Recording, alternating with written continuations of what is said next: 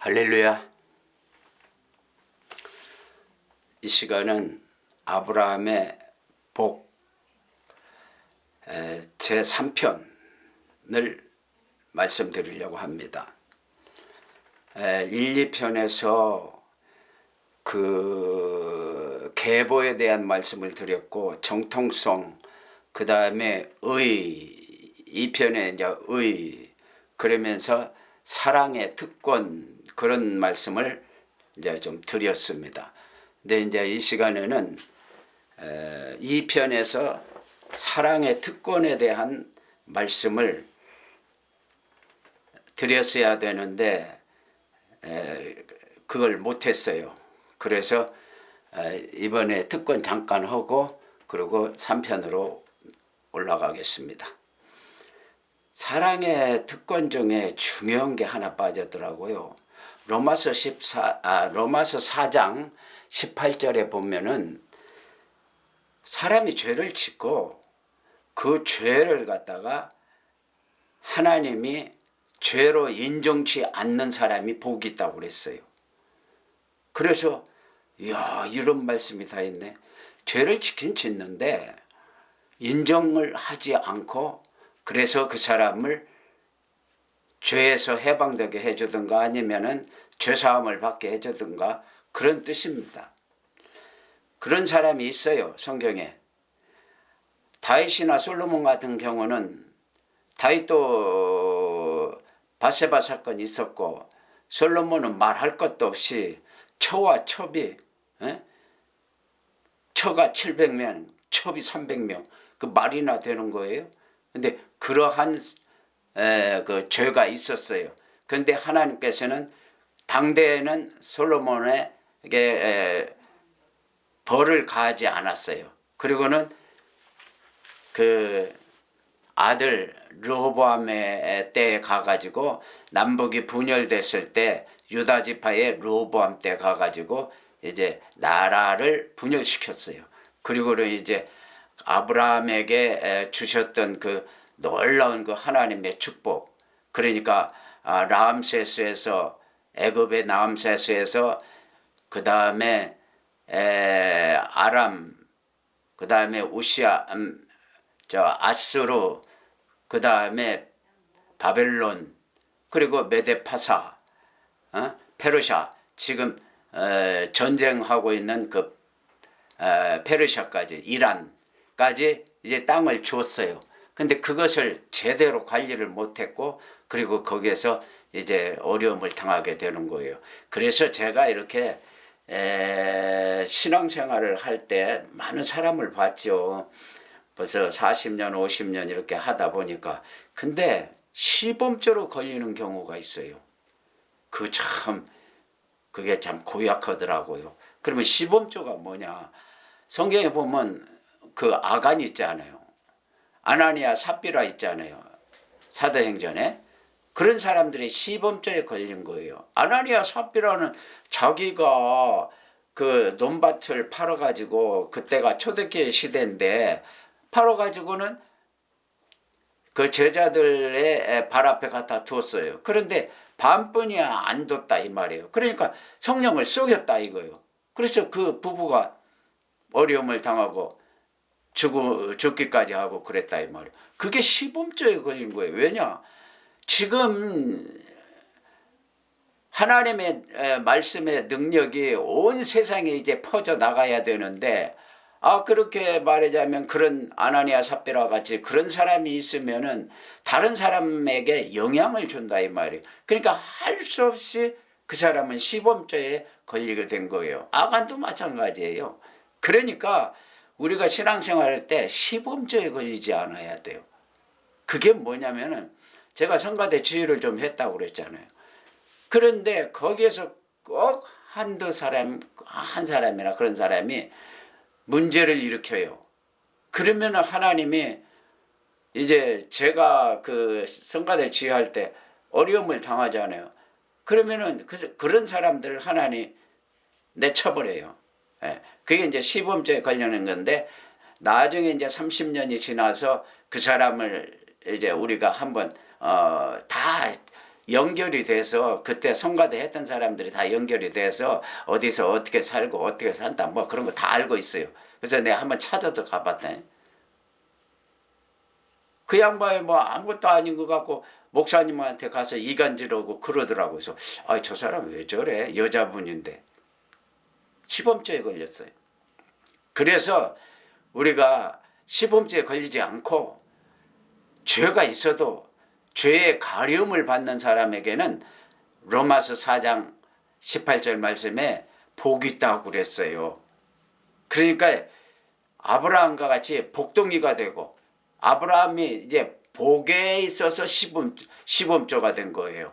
그러니까 아브라함과 같이 복덩이가 되었는데 시범조가 돼야지 이게 뭐 그렇게 되면 안 되겠다. 그런 말씀을 제가 서두에 드리고 이제 다음 아브라함의 3편에 관한 말씀을 드리려고 합니다.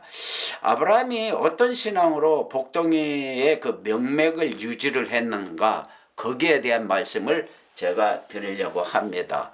그 복덩이를 계속 유지할 수 있는 그 방법이 뭐였느냐? 그것은 말씀에 보면 있어요. 이사야서 51장에 보면은 2절 아브라함이 혈혈 단신으로 있을 때에 하나님께서 그에게 복을 주시는데 그를 불러서 복을 주시는데 창성하게 했다 그런 말씀이 있어요. 그러니까 아브라함이 갈대아 우르에 그때 살 때예요. 그러면 지금 그 호르무즈 해협 그 옆에예요. 그러면 거기서 살 때 아브라함을 하나님이 불렀어요. 그래가지고는 순종하여서 이제 아브라함이 거기에서 하나님 앞에 창성한 말하자면은 그 축복을 창성한 축복을 얻었다 그렇게 말을 하고 있어요. 그래서 히브리서 11장 8절에 10절에 보면은 아브라함은 갈 바를 모르고 다시 말해서 갈대아 우르에서 이스라엘 땅까지 가려면은 서울서 부산 한 두 번 서울서 부산을 가다가 한 두 번 오고 가는 그 길이라고 그렇게 볼 수가 있어요. 한 2,000km가 돼요. 그러는데 그때에 말하자면은 갈 바를 알지 못하고 아브라함이 떠났다고 그랬어요. 그때가 적정시대예요. 그러면은 힘없으면은 사람이 많지 않으면은 그러면 가다가도 장사꾼들도 이제 산적들을 만날 수도 있고 그러는 상황입니다.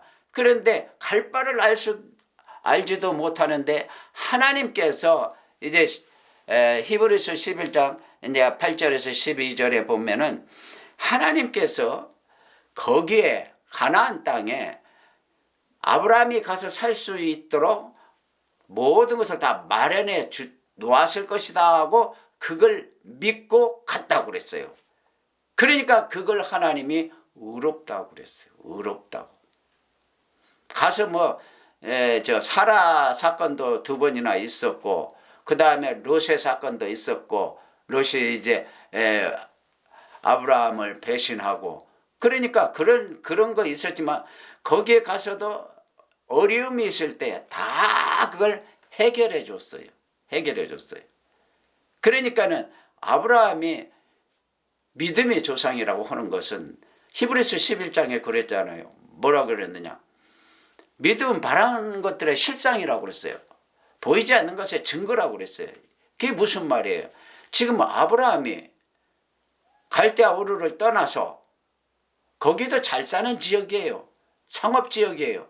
그 다음에 중간에 하란에서 좀 쉬었다가 그리고 이제 가나안 땅으로 가는 거거든요. 그러니까 하란도 유브라데스 강이 그 밑에 흐르고 그 위에는 티그리스 강이 흐르고 있어요. 그러니까 강이 있는 곳에 세계 지도를 펴놓고 보면은 강이 있는 곳이 다 발전해요.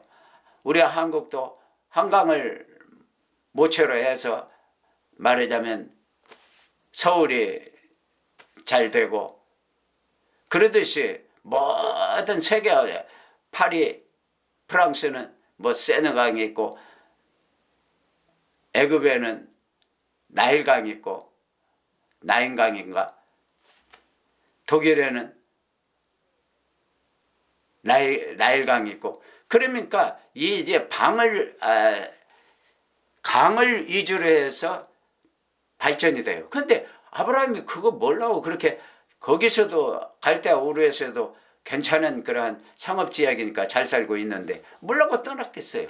근데 하나님이 갈 바를 알지 못했을 때 하나님이 거기에서 모든 것을 다 준비해 놓았을 것이라고 그렇게 생각을 하고 믿음으로 떠났다고 그랬어요. 그러니까 그게 의롭다는 거예요. 누가 그러겠어요? 네. 그래서 히브리서 11장 말씀드리려고 했지만 그 11장에 그랬어요. 믿음은 바라는 것도 실상이에요. 우리가 서울에서 부산을 간다 이거. 부산을 다 가봤으니까 그 있는 줄 알고 그러고는 별 의심 없이 갑니다. 근데 처음 가는 사람은 서울에서 부산 가는 사람은 부산에서 서울 오는 사람은 이거 어떻게 될까? 걱정을 좀 하죠. 그러는데 걱정을 하지 아니하고 아브라함이 거기까지 갔다 이 말이에요. 가나안까지. 금방도 말했지만 족장 시대라니까요. 그때는 흰센 사람이 최고예요. 먼저 가면은 또 갔을 때 아모리 족속이 땅을 먼저 차지하고 있고 그랄 족속이라고 지금 말하면은 그 블레셋 족속들이 거기에 땅을 차지하고 있고 조금 내려가려면 애굽 사람들이 땅을 차지하고 있다고 그러는데 그런데 가가지고 어디에 삐집고 들어가느냐 이 말이에요. 근데 하나님이 거처를 다 마련해 주셨을 것이라고 믿고 아브라함이 아이와 베델과 아이 사이에다가 장막을 처음을 쳤더라 그랬어요. 그러니까 의로운 신앙이라는 게 뭐냐면은 아브라함이 복덩이가 된 것이 뭐냐면은 그러한 말하자면 한 번도 본 일이 없어요. 본 일이 없어요. 그 나라를. 근데 거기를 믿음으로 갔다 이 말이에요. 그것이 의롭다는 거 히브리서 11장에 말을 하는 거예요. 그러니까 이 예수 믿는 것은요. 제가 볼 때는 눈에 안 보이는 부분을 믿고 그러는 경우가 많아요. 눈에 본 것을 누가 믿겠어요? 누가 그거 못하겠어요? 다 할 수 있죠. 근데 아브라함은 눈에 안 보였단 말이에요. 그러니까 믿음 바라는 것들에 실제 보이지 않은 것의 증거라 그랬다 이 말이에요. 그러니까 보세요. 모세가 뭐라고 그랬어요?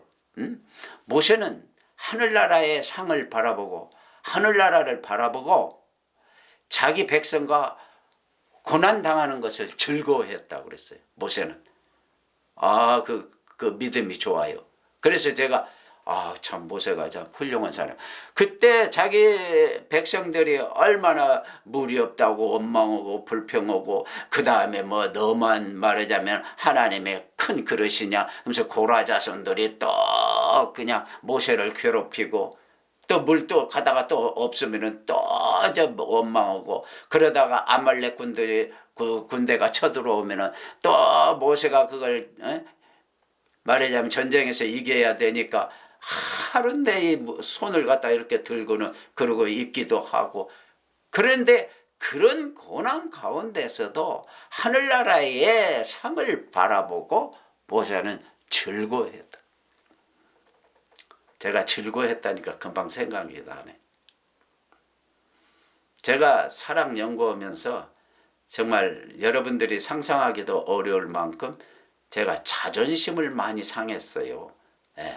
물질적인 것은 하나님이 알아서 다 처리를 해주고 그런데 명예를 갖다가 실추시키는 그러한 말하자면 사람이 저를 괴롭혔어요. 그래서 여하튼 뭐 그 이야기 하려면 한도 끝도 없는데 한 7, 8년, 9년 되니까 9년 될 때 꼭 교회 오면은 뒤에서 뒷담화하고 가요. 그런데 그분이 부모님인데 어떻게 해요? 그러니까 한마디 않고 한 8년, 9년 참았어요. 제가 1979년도에 사랑교회라는 이름 하에 이제 교회를 개척을 했어요. 근데 한 8, 9년? 뭐라고 하는지 알아요? 돈 없는 놈이라고. 그러니까 사실상은 돈이 없어서 모든 것이 다 문제가 된 거예요. 여자들은 돈 좋아하잖아요. 근데 사회라는 게 왔는데 돈이 없다 이거예요. 그러니까 맨날 와서 너는 그 나이까지 뭘 했는데 말하자면 돈이 없냐 그 소리예요. 근데 처음에는 저도 그 정도야 내가 참을 수 있겠다. 그렇게 돼서 한 10년은 그렇게 참았어요.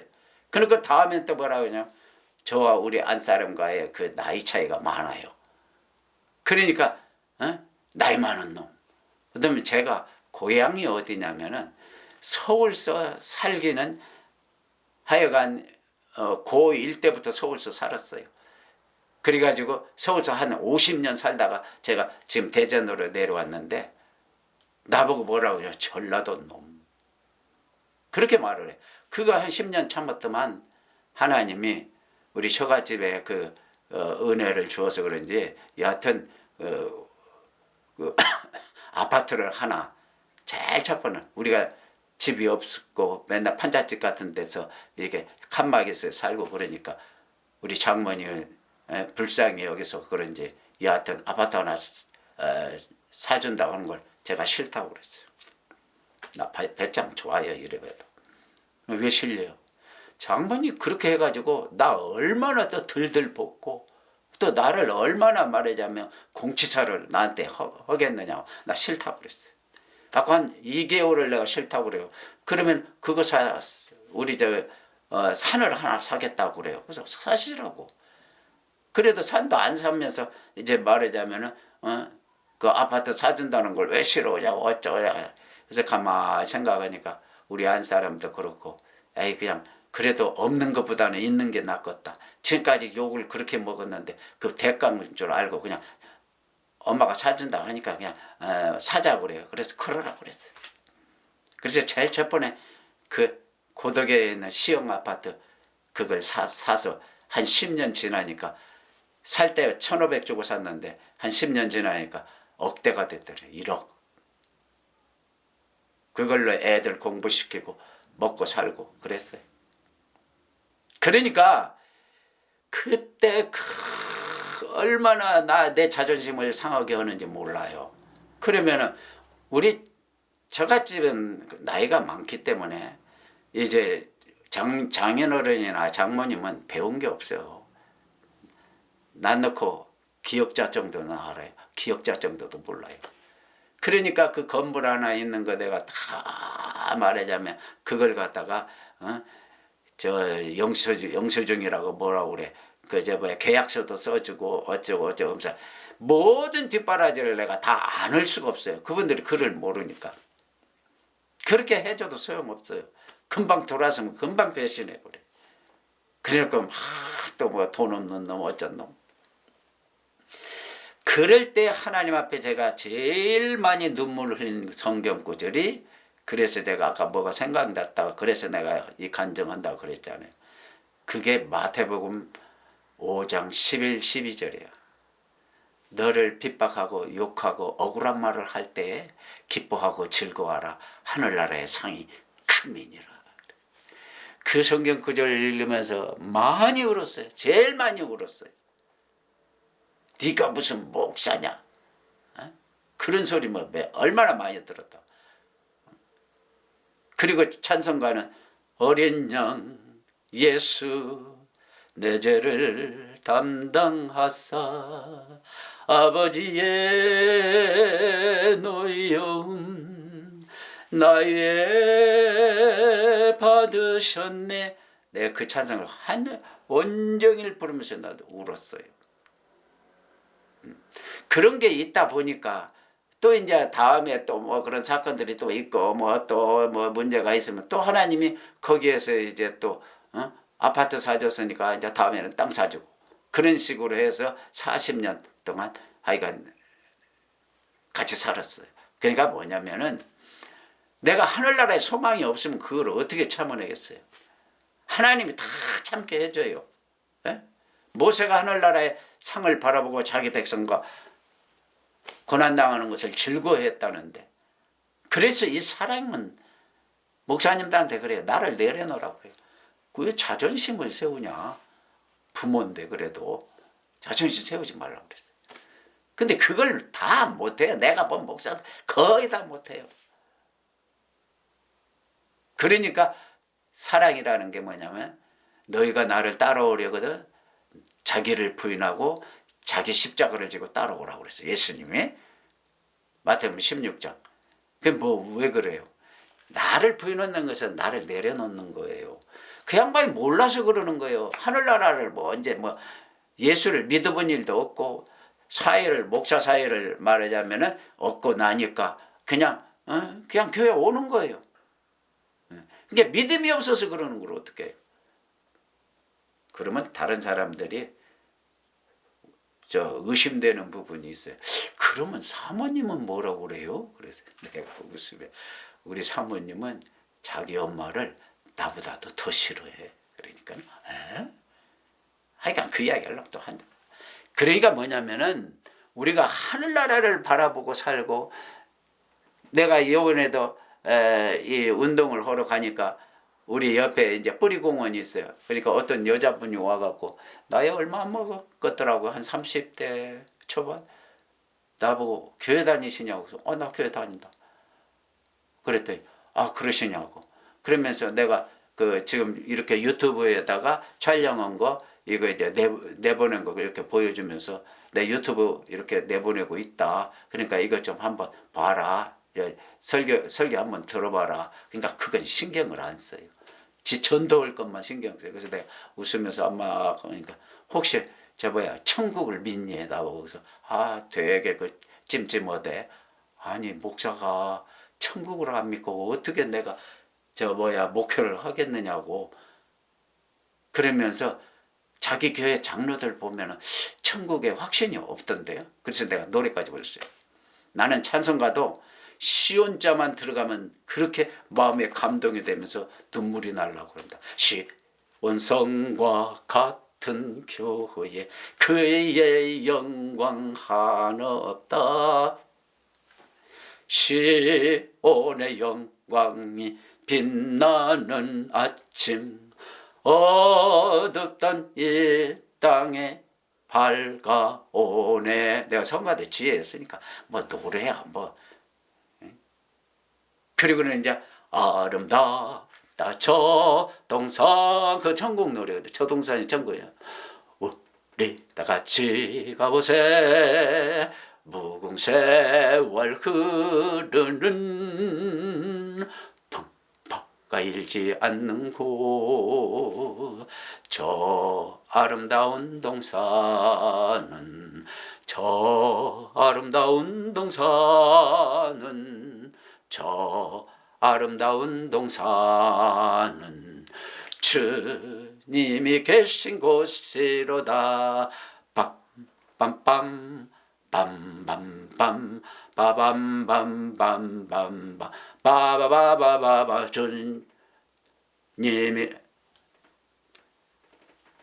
주님이 계신 밤밤바밤바 그러면서 이렇게 하는 거예요. 그래서 내가 찬송가까지 다 불렀다니까. 나는 천국 찬송가 중에서 제일 제가 좋아하는 찬송가는 옛날에 234장인데 지금 몇 장인가 모르겠어. 천국에 관한 노래입니다. 아름답다 저동 그거 아니고. 그래서 천국 찬송가를 제일 좋아해요. 그래서 저는 천국 찬송가를 많이 불러요. 좋아하고 그게 은혜가 되고. 여러분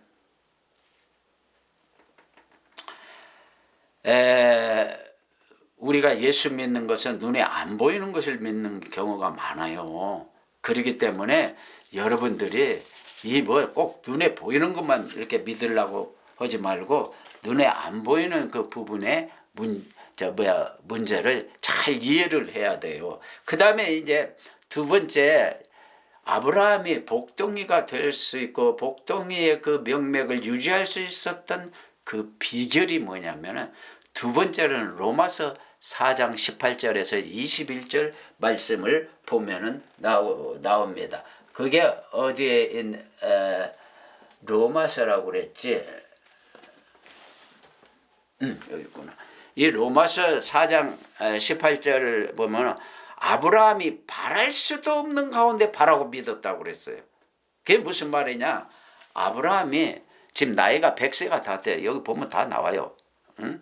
그가 100세나 되어 자기 몸이 죽은 것 같고 사라의 태가 죽은 것 같음을 알고도 믿음이 약하여지지 아니하고 믿음이 없어 하나님의 약속을 의심하지 않고 믿음으로 견고해져서 하나님께 영광을 돌리며 약속하신 그것을 또한 등이 이루실 줄을 확신하였으니 22절에 뭐라고 해? 그러므로 그것이 그에게 의로 여겨졌느니라. 의로 여겨져요. 그러니까 아브라함의 두 번째 정의가 뭐냐? 의로운 말이자면은 바랄 수도 없는 가운데 바라고 믿었다 이 말이에요. 그랬더니 하나님 그걸 의로 여겼다 그 말이에요.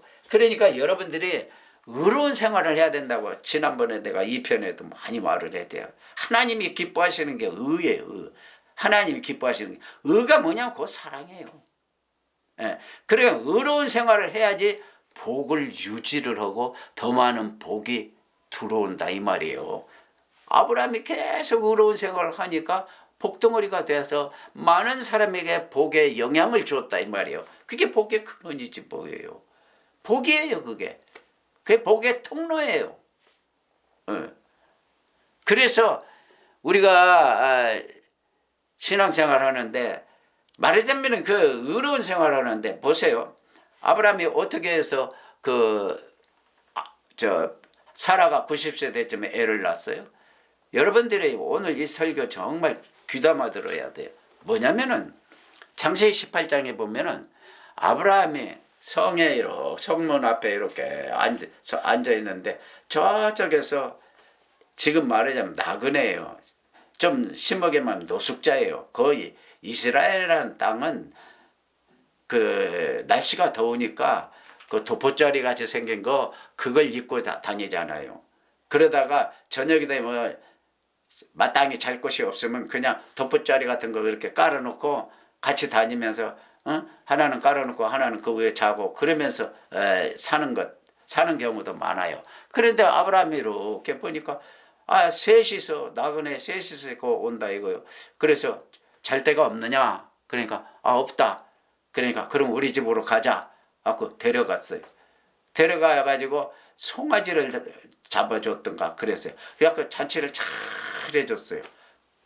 우리나라 사람들이 나그네가 왔다.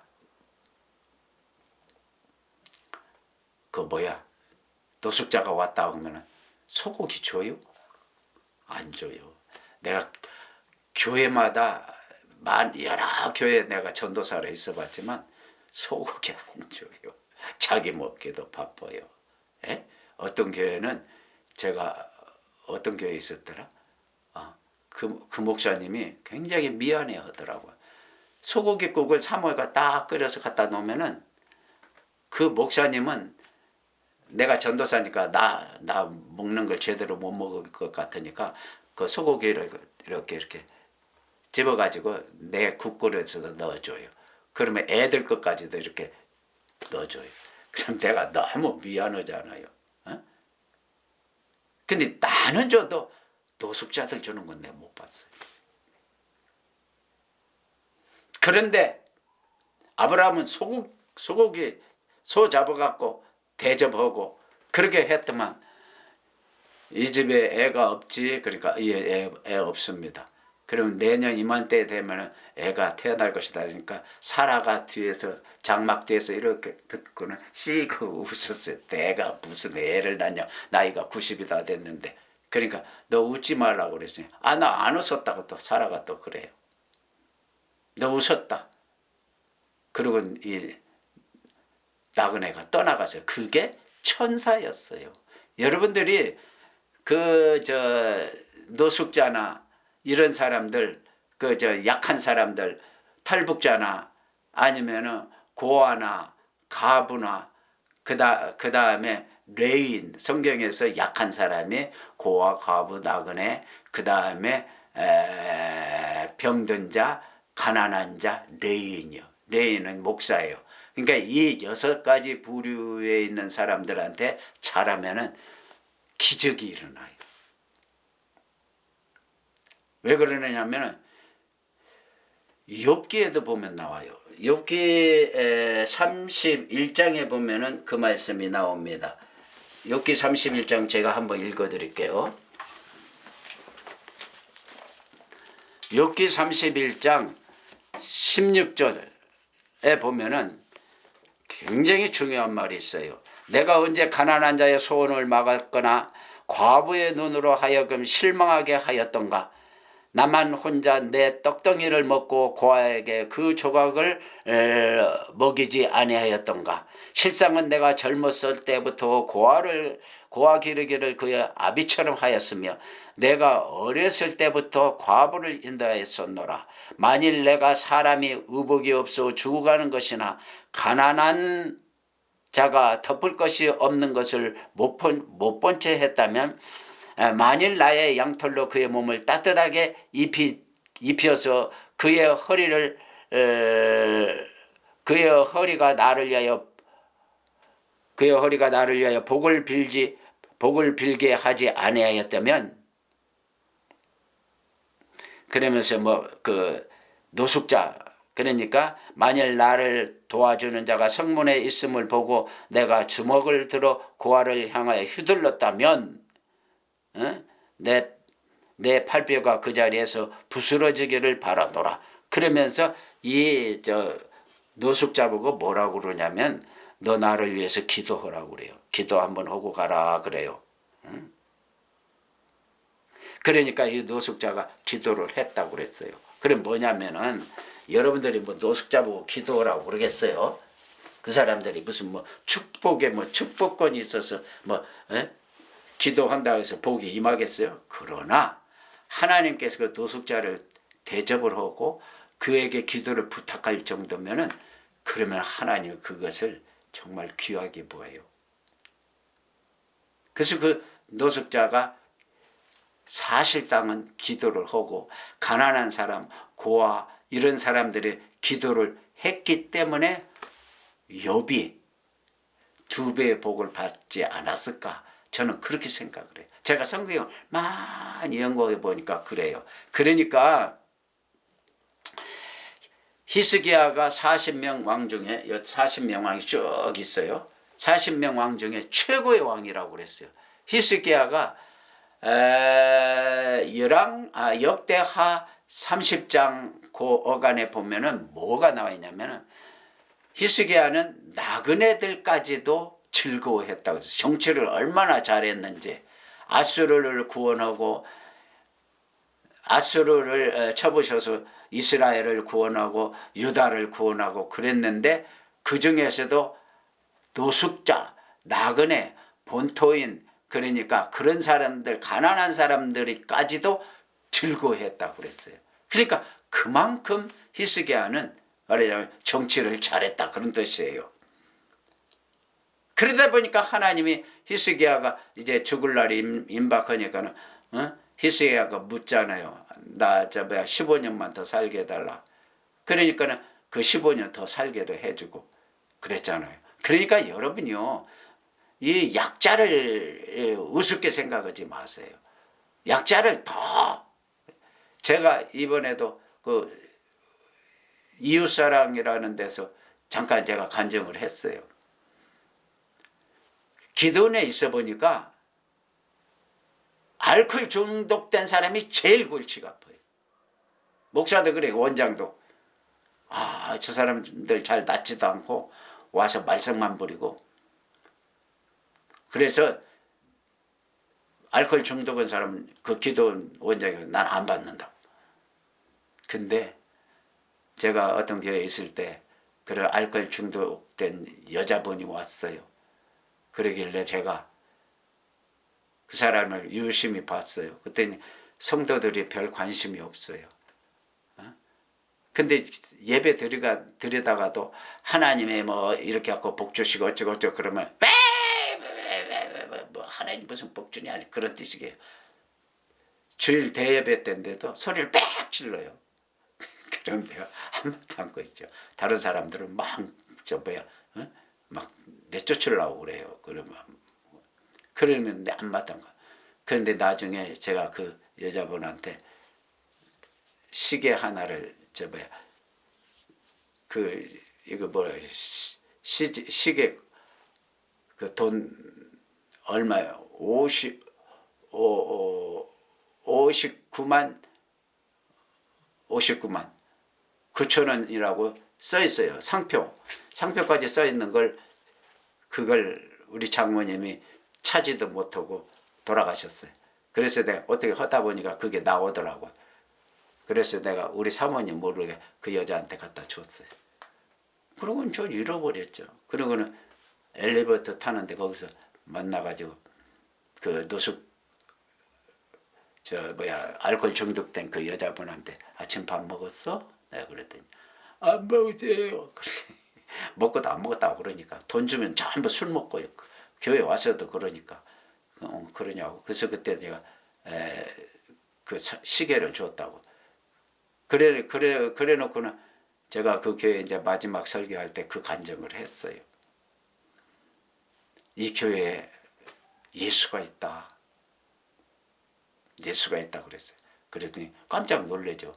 그 담임 목사님은 자기가 예수인가 그랬을 거 아니야. 사모님도 그렇고 저 권사들도 그랬었고. 그래서 내가 이야기 쭉 했어요.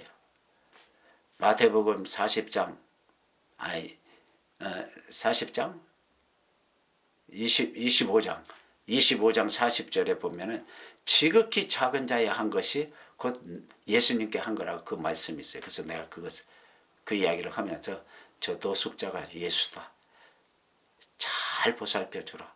그러면 전도 나가가지고 뭐 이렇게 할 필요 없다. 그 여자만 낳으면 여기 전도 10명도 되고 20명도 된다. 네, 그랬어요. 그러니까 뭐냐면 약자를 귀중하게 여겨요. 아브라함이 그렇게 했어요. 누가 노숙자한테 소 잡아갖고 대접하냐고요.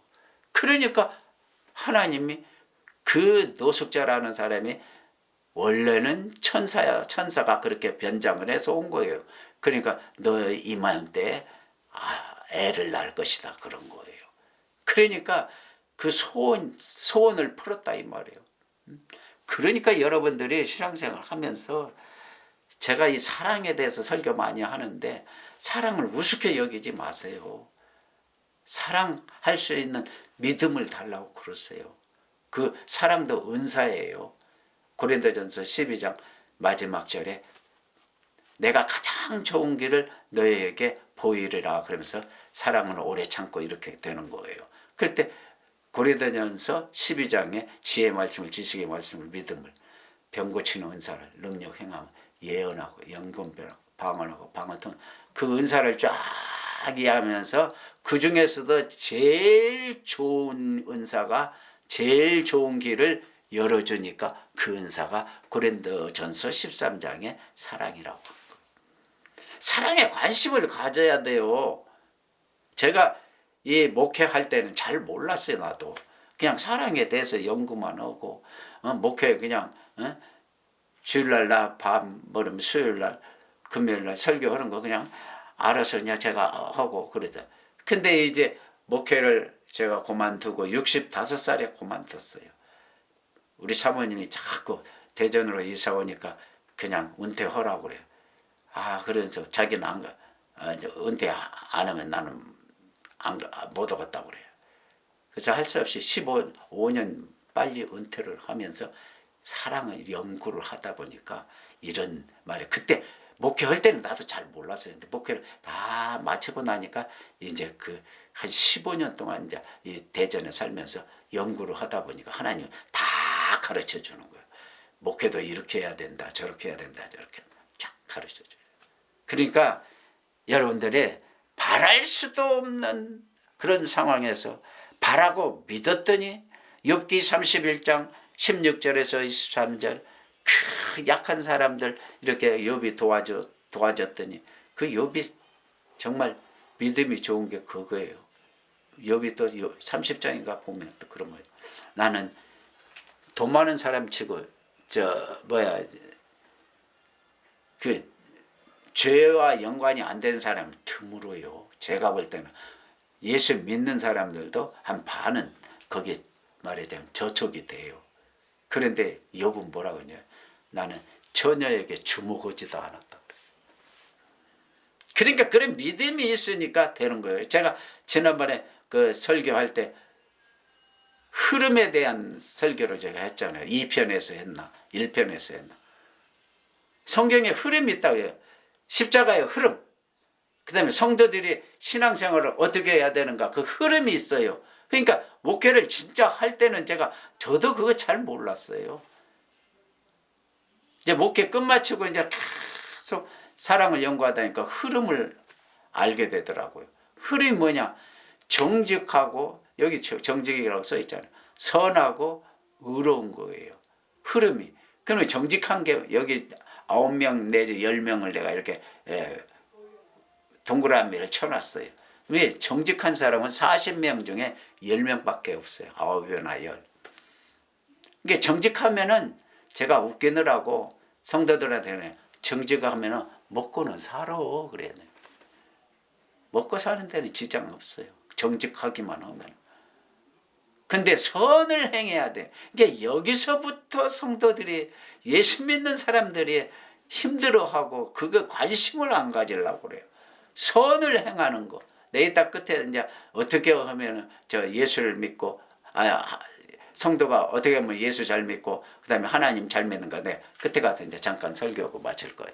그러니까 뭐냐, 선은 안 행하려고 그래요. 선은 뭔가 이렇게 하면 손해 보는 줄 알고, 거기다가 이제 의로운 행동을 하라는 것은, 지금 의로운 것은 이 두 사람밖에 없어요. 여기 아사하고 히스기야하고 40명 왕정에 딱 두 사람밖에 없어요. 이게 하나님은 의를 기뻐하신다고 그랬다니까요. 그러니까 아브라함이 바랄 수도 없는 가운데 바라고 믿었더니 하나님이 그걸 의로 여기고 복덩이로 만들어줬다 이거고. 이게 의롭게 살아야 돼요. 제가 그래서 지난번 2편에 그 설교도 했잖아요. 롯이 배신했잖아요. 갈대 우르에서 같이 떠나왔지만 그 풀 갖고 물 갖고 종들끼리 싸웠잖아요. 그리고 이제 롯이 배신하고 갔는데, 롯이 그돌라오메라고 지금 아람입니다. 시리아입니다. 그거가. 그러니까 그쪽에 살던 사람들이 쳐들어와 가지고 근 100km쯤 되는데 쳐들어와 가지고 이제 롯을 잡아갔잖아요. 그 소돔 고모라 성에 5 왕까지 다 잡아갔어요. 왜냐? 원래 공물을 바치게 돼 있었어요. 그러니까 12년 동안 공물을 안 바치니까 13년째 왔을 때 다 잡아가 버리겠어요. 물질도 뺏어가고, 처자식도 다 잡아가고, 롯도 잡아가고. 근데 아브라함이 원수 같지만 그를 도와서 다시 다 찾아왔잖아요. 그래서 예수를 만났다고 그랬잖아요. 그래서 살렘 왕 멜기세덱을 만났다고. 그래서 제가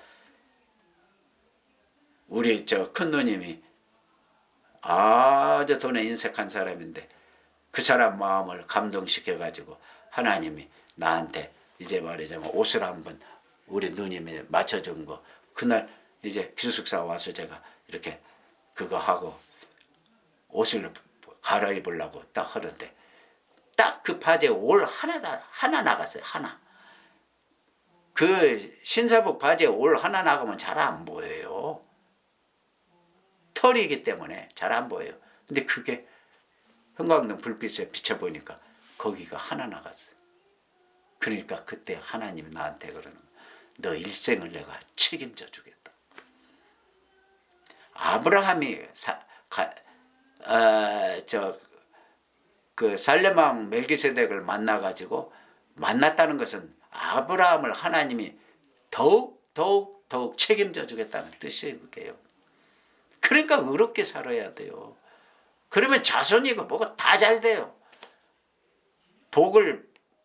성도들이 복을 받아놓고 그 복을 유지 못하는 경우도 내가 많이 봤어요. 유지를 못해요. 목사들도 그 유지 못하는 목사들도 봤어요. 실컷 가서 기도해갖고 막 교회가 봉돼갖고 막 그러니까 자기 집 2채 사놓고 그러다가 빠친코로 날리는 사람 봤고, 또 내 옆에 사는 어떤 다른 교회 다니는 집사도 집 2채 샀어요. 그래가지고 했는데 내가 우리 처갓집 옆에서 목회를 또 다시 또 한 번 한 일이 있는데 거기서 만나가지고 보니까는 집 2채 다 여자한테 다 바쳐버렸어요.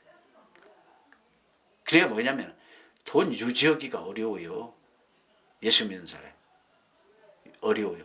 그런데 그 복덩이가 되고 의롭게 살면 하나님 그 유지를 시켜준다니까요. 잘 알아들으세요. 바랄 수도 없는 가운데 바라고 믿어서 그 다음에 노숙자들을 대우를 해줬더만 하나님께서 이제 축복을 해주셨다. 그런 뜻이에요.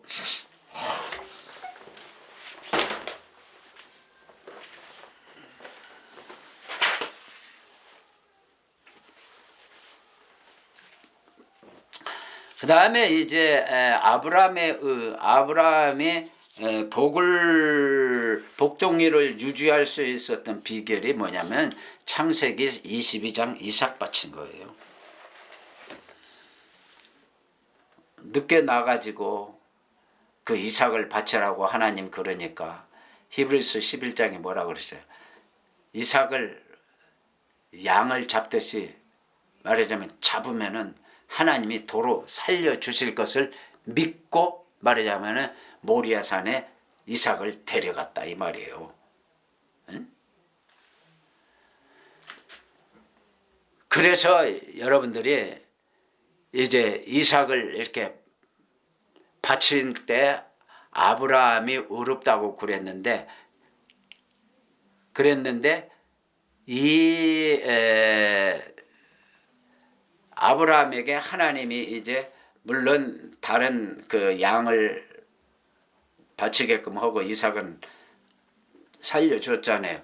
그런데 하나님이 거기서 뭐라 그러냐면은 굉장히 중요한 말이에요, 이게요.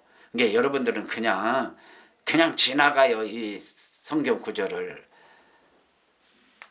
창세기 22장에 보면은 뭐라고 했느냐? 이삭을 잡아서 바치려고 하니까 하나님이 이제 양을 대신해서 바치게끔 했잖아요. 그러면서 이제야 네가 말하자면 믿음 있고 사랑하는 줄, 하나님을 사랑하는 줄 알았다 그러면서 하늘에 있는 별처럼 땅에 있는 모래처럼 네 자손을 주겠다 하고 다음 말이 중요해요. 네가 성의 문을 얻으리라 그랬어요. 이스라엘은 성이 많아요. 근데 제가 이렇게 계산을 해볼 때 1000명 내지 한 성을 한 1000명 내지 2000명은 살아요. 그런데 그 성을 준다는 것은 그 성을 빼는 전쟁에서 뺀다든가 그런다는 뜻이에요. 그게요.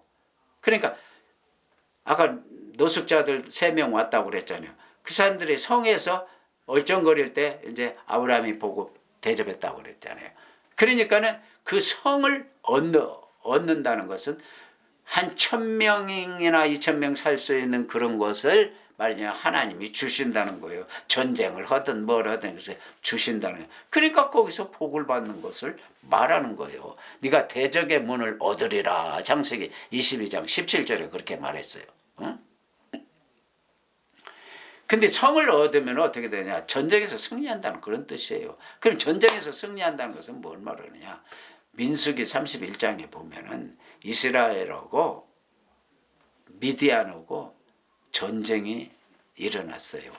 그때 미디안을 이스라엘이 이겼어요. 그러니까 어떻게 했어요? 하나님이 탈취물을 양만 100만 마리를 탈취하게끔 했어요. 소는 10만 마리를 탈취하게끔.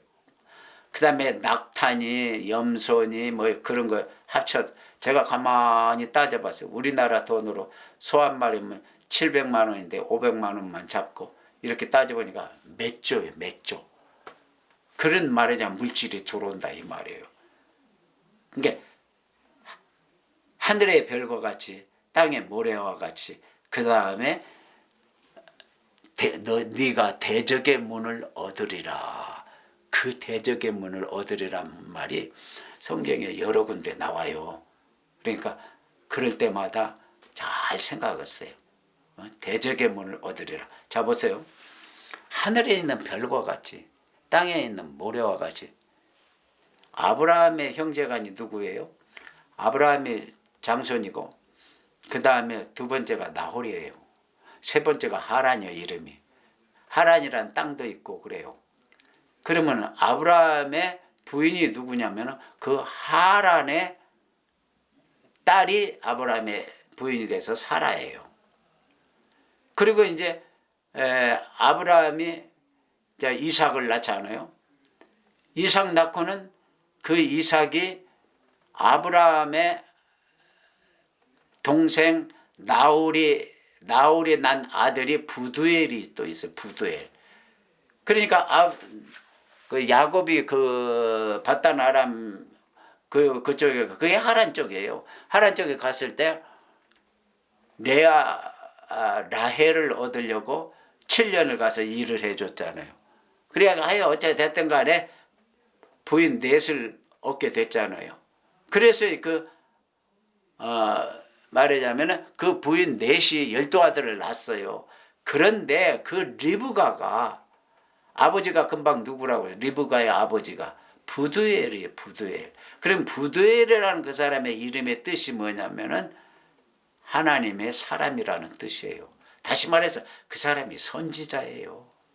아브라함의 동생 나홀의 아들 부두엘이 곧 하나님의 선지자예요. 그래서 그 부두엘이 리브가가 내가 그 엘리에셀 종을 따라서 그 가나안으로 가겠다 그러니까 너는 천만인의 어미가 될 것이다 하고 그렇게 예언을 해줬어요. 그래서 진짜 천만인의 어미가 됐어요. 그래서 그 리브가가 자식을 낳았는데 에서와 야곱을 낳잖아요. 야곱이 가가지고 외삼촌의 딸 레아 라헬을 얻고 그 종들 그 다음에 비라와 실바를 또 얻었잖아요. 그래서 나중에 12아들이 됐는데 그 12아들이 10,000명의 하늘의 별같이 땅의 모래같이 그러한 10,000명이 넘는 그러한 백성이 됐다 이 말이에요. 허투루 듣지 마세요.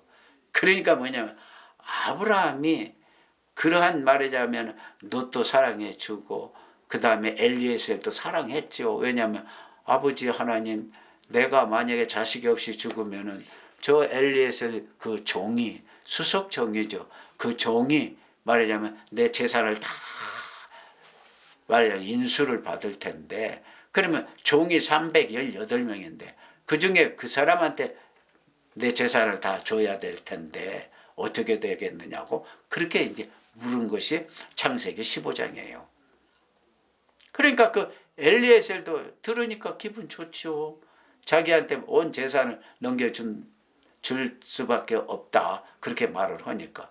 그러니까 여러분들이 이제 아브라함과 같이 그렇게 믿음으로 바랄 수도 없는 가운데 바라고 믿고 그 다음에 하나님이 100세에 대해서 난 아들을 갖다 바쳐라면은 다시 살려줄 것을 믿고 바친다 이 말이에요. 그게 정의롭다 이거. 그러니까 하늘의 별같이 땅의 모래와 같이 그 다음에 대적의 문을 얻으리라. 성의 문을 얻으리라. 그러한 축복을 받게 된다 이 말이에요. 그래서 이제 아까 제가 서두에서 잠깐 말씀을 드렸지만 이 사랑을 어떻게 하는 거냐. 사랑을 제가 하나님 사랑하는 건 제가 잠깐 말씀드리고 말씀을 마칠게요. 하나님 사랑하는 것은 골로새서 3장 5절에 보면 육신의 정욕, 이생의 자랑, 안목의 정욕이 있어요. 근데 그것을 탐하면은 그거 보고 뭐라고 그러냐면 탐욕이라고 해요. 탐욕. 탐욕은 우상숭배라고 그랬어요. 우상숭배. 그러니까 아무리 하나님을 잘 믿어도 우상숭배하면 하나님이 제일 싫어하잖아요. 어? 우상숭배하는 걸 하나님이 기분 좋겠어요?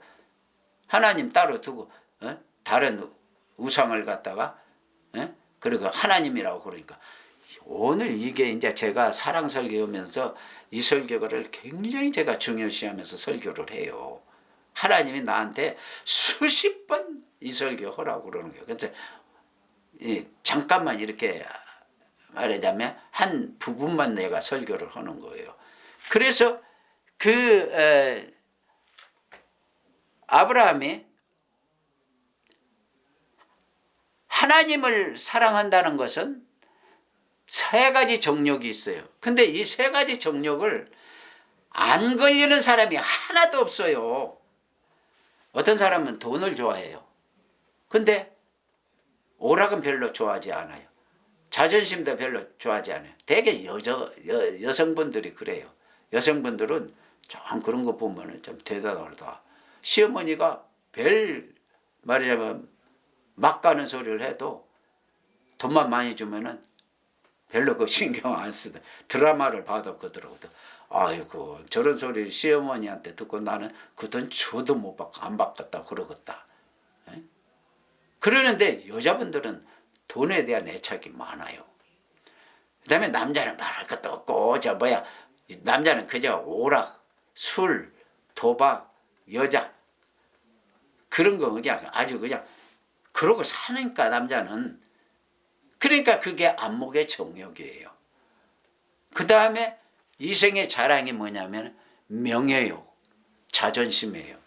제가 다른 건 저도 노는 거 좋아하고 돈 욕심은 그렇게 많지 않아요. 근데 노는 거 좋아하고 그래서 거기에서 항상 회개를 많이 했어요.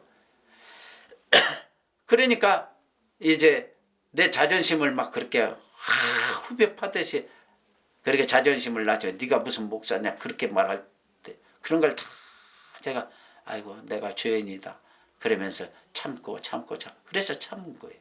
이게 저는 노는 건 좋아했어요. 목회하면서도 뭐 축구하러 다니는 걸 어떻게 좋아했는지 몰라요. 이 축구를 좋아해요. 지금도 축구에 새벽에 오면 그거 보고 자야 돼요.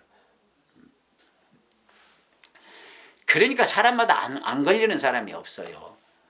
근데 그것을 이겨내면은 그게 이제 하나님 사랑하는 거예요.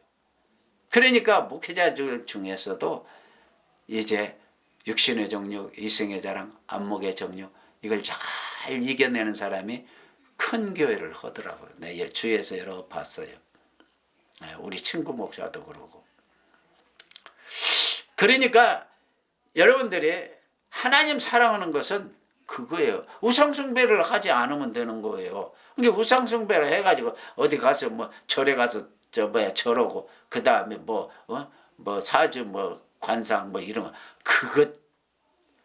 그건 눈에 딱 보이니까 그건 안 해야 되겠다 하고도 안 해요. 그런데 세 가지 정욕 이걸 갖다가 이겨내라면은 안 이겨내려고 그래요. 그렇게 안 해도 다 먹고 살 텐데 내가 그렇게까지 이렇게 애쓰고 그럴 필요 있겠느냐 그러고는 안 하려고 그래요. 근데 하나님은 그걸 봐요. 세 가지 정욕을 어떻게 이겨내느냐 그걸 본다고요. 그러니까 사람마다 그게 안 걸리는 사람이 없다니까요. 그러니까 남자는 특히 그렇다 이 말이에요.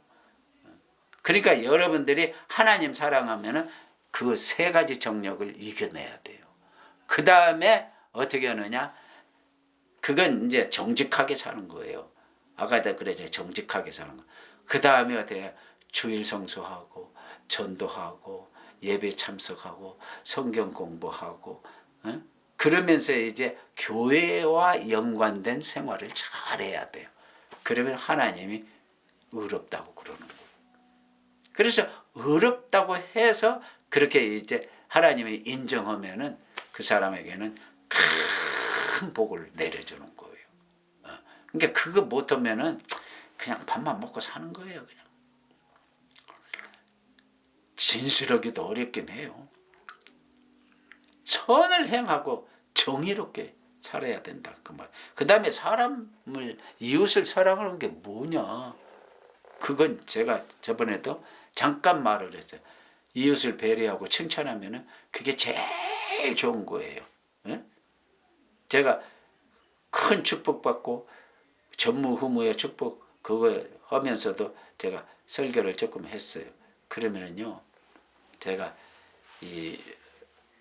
전도사로 목사들 밑에 여러 사람 밑에 있어 보니까 별별 그 소름을 당하기도 그랬어요. 그러는데 진짜 목사는 자기 밑에 있는 사람한테 잘해요. 잘해야만이 그게 진짜 목사예요. 무슨 말이냐?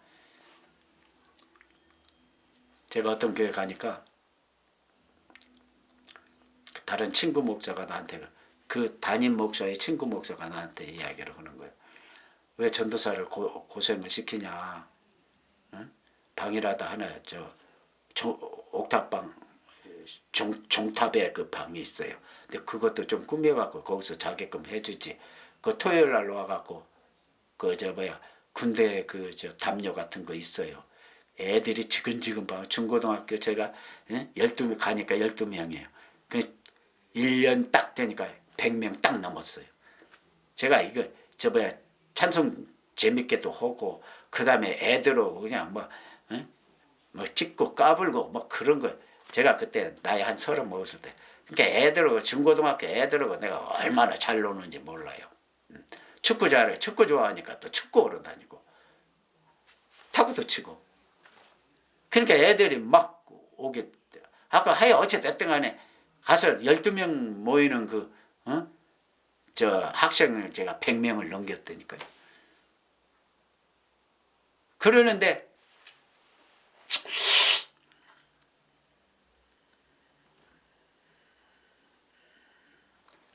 그 목사님이 배려를 안 해요. 전도사한테 배려를 안 해요. 뭐 그때 그 당시에 내가 그거 받았다고 그래. 3만 원 받았다고. 설교시키면은 문제가 생겨요. 왜? 그 양반은 붕붕붕 뜨는 것만 해요. 근데 어쩌다 보니까 난 장로교 출신이 있고, 그 사람도 신학교는 장로교 했어요. 근데 막 은사 위주로 이렇게 목회를 하니까 내가 한 번은 설교해야 되겠다고는 지정의에 관한 설교를 제가 했어요.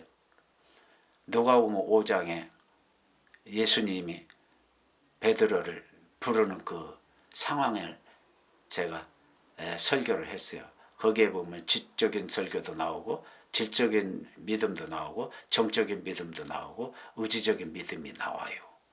그 설교했더만 교회가 난리가 나버렸어요. 그 여자 집사들 말 많잖아요. 전도사 말이 맞냐 틀리냐 막 그 자기들끼리냐 막 수근수근 하고 내 귀에까지 들어왔어요. 전도사 말이 맞아. 자기들은 맨날 붕붕 떴거든요. 그러니까 지적인 시간 성경 공부도 해야 된다. 그러니까 사모님이, 전사님이 교회 불 끈다고 그래서 나 그런 일 없는. 나 그때 그렇게까지 생각하고 그 설교한 건 아니에요. 붕붕 뜨는 설교를 갖다 불 끈다는 거예요. 그러면 안 되죠. 내가 목사님이, 담임 목사님이 이 교회 말에 목자장인데 내가 어떻게 그런 줄 하겠느냐고. 난 그런 줄 않는다고. 그러니까 내보내려고 그래.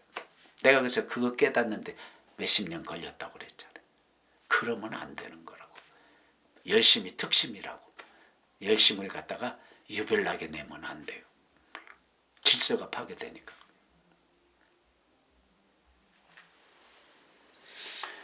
그래서 하나님 사랑한다는 것은 말하자면은 이웃을 남과 같이 사랑한다는 것은 그 뭐냐, 이웃을 배려를 해야 돼요.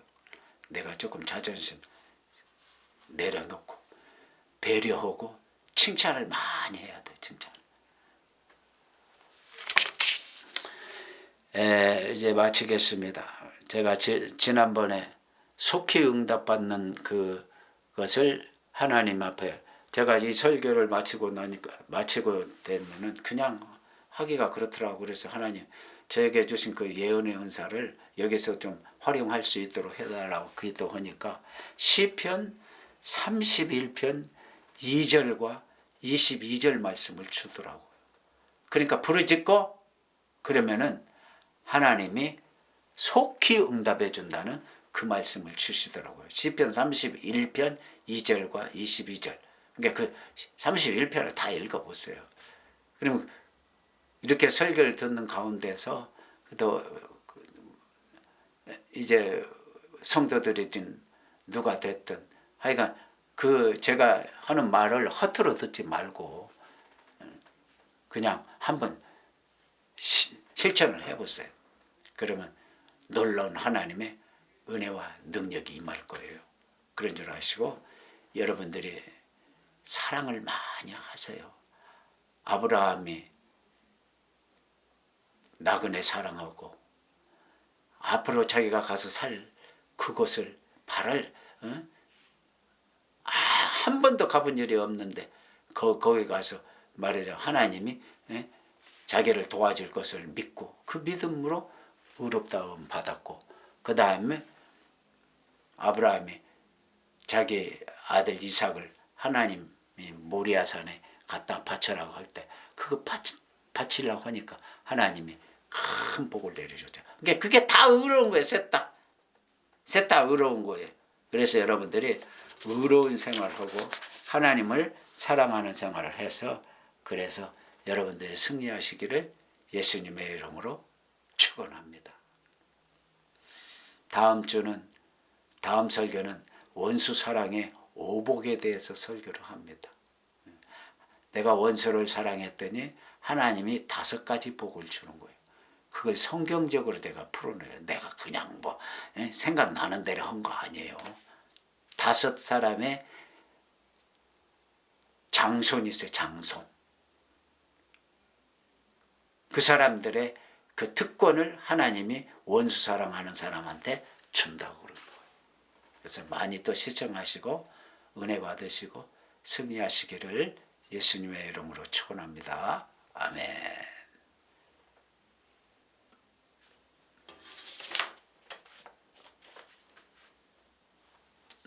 지금 몇 시야? 51분? 10시 51분?